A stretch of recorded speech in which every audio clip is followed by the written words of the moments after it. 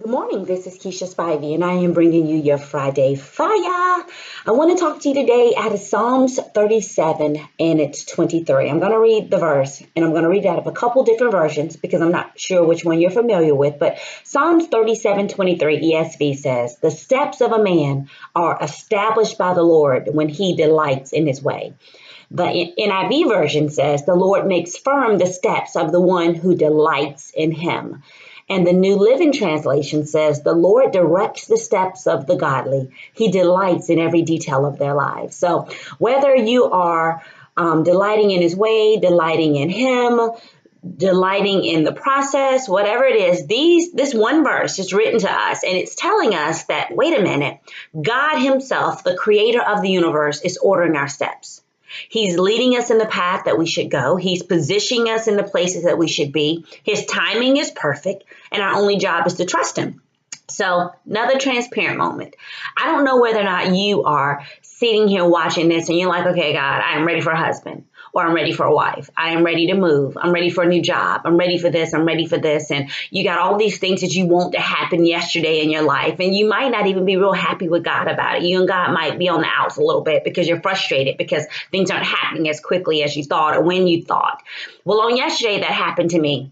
I had a project that I'm working on, and things haven't moved as quickly as I liked. So I had a meeting with them on yesterday. We talked, I shared my feelings, and we went through the process. Everything's progressing and moving. And when I hung up the phone, I was talking to God, and I'm like, okay, God, what is the deal? And he said to me, "You ain't ready."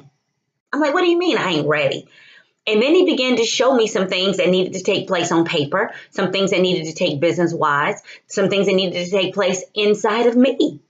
And he reassured me on yesterday. He says, "Keisha, I've already prepared that thing for you. I've prepared the thing for you. Now I'm preparing you for the thing." So if you believe that I'm ordering your steps, if you believe that I'm not withholding any good thing from you, then I need you to trust me in the process. Stop whining. Stop complaining. Don't take matters into your own hands, but simply trust that you're not there yet because you ain't ready. So what I want to tell you today, just like the Lord told me on yesterday, you know what?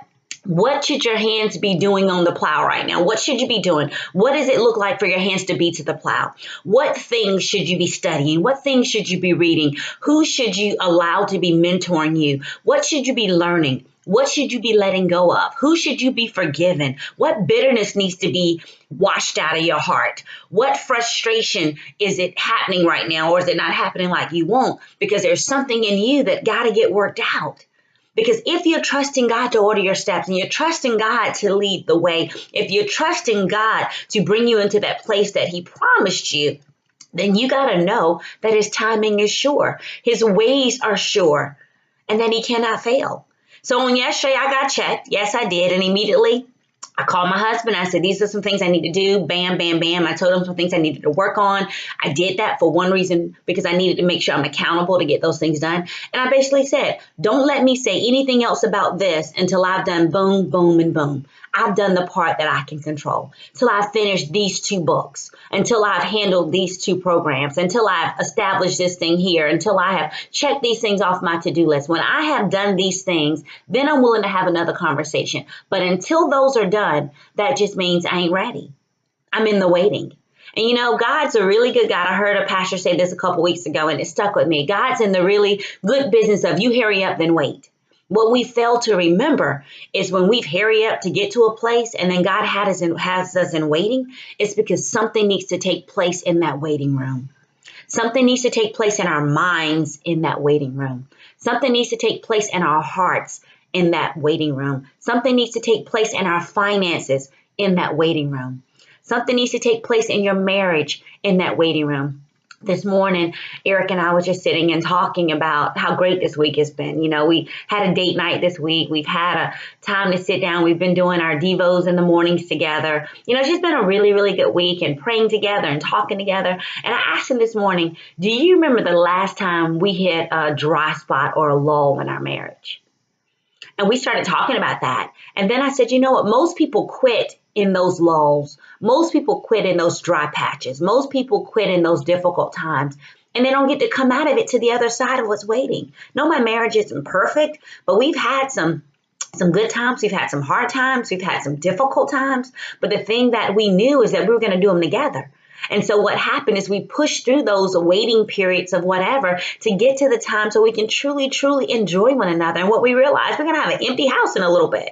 So we better spend time hanging out and reviving flames and doing things that we enjoy doing on the way to where we're going. We're not going to sit still and wait till we get to a season of this or wait till we get to a season of that. We are determined to enjoy the journey on the way there. So while you're waiting for that man or that woman, while you're waiting for that promotion on your job, while you're waiting for your money to stop acting so funny, get in God's face and say, God, what is it I'm supposed to be doing in the waiting? Who is it I am supposed to be reaching out to? Who am I supposed to be helping? How do I serve you in the waiting? Get you off your mind and do the things that you need to do.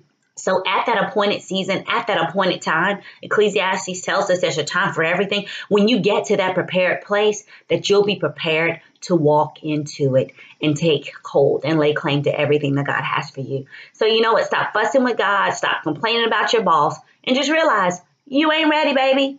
And do the things you need to do so that you can become ready. You can become prepared. You can walk in all that's been provided for you, utilizing the tools that God has given you and that He's placed around you. So when you get to that place, you can possess your promised land.